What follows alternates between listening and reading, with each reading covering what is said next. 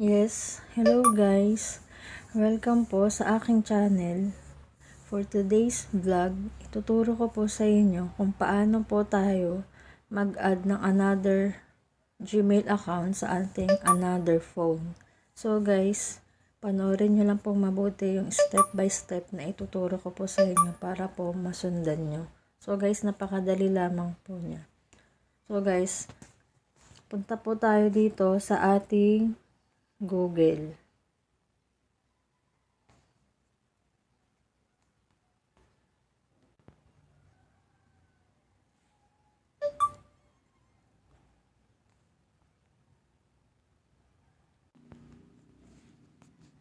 Click nyo lang guys itong ating Google. Yan. Tap lang po natin yan. And then, tapos po nyan, click nyo lang po yung nasa taas.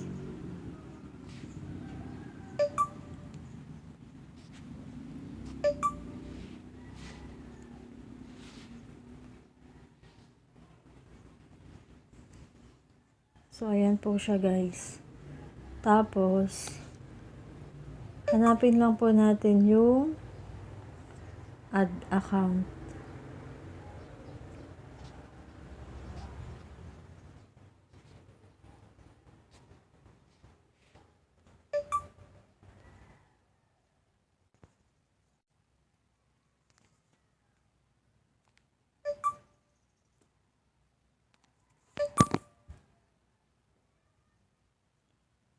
Click lang natin to guys. Tap lang po natin ito.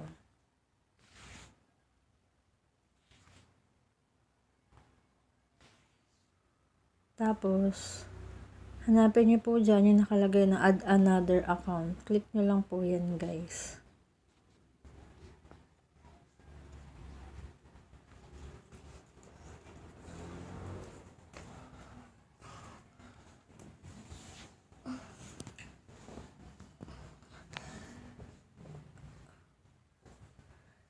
Yan guys, napunta na po tayo dito. Wait nyo lang po. Tapos guys, i-sign in nyo lang po dito yung inyong Gmail account na gusto nyo pong i-transfer. Sign in nyo lang siya dyan guys.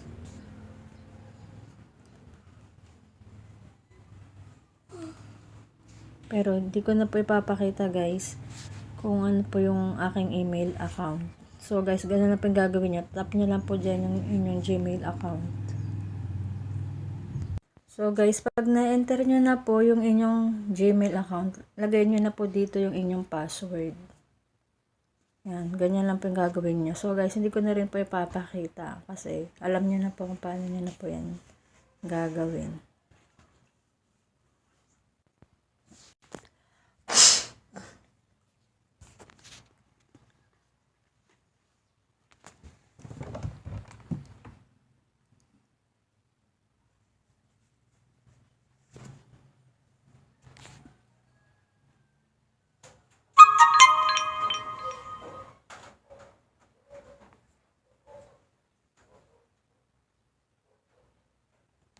Ayan na siya guys. Ayan na po yung lumabas. Tapos, i-click nyo lang guys yung yes, I'm in.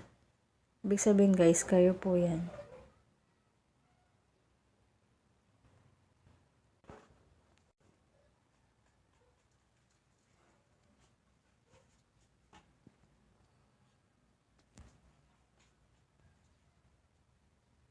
Tap nyo lang po yan guys.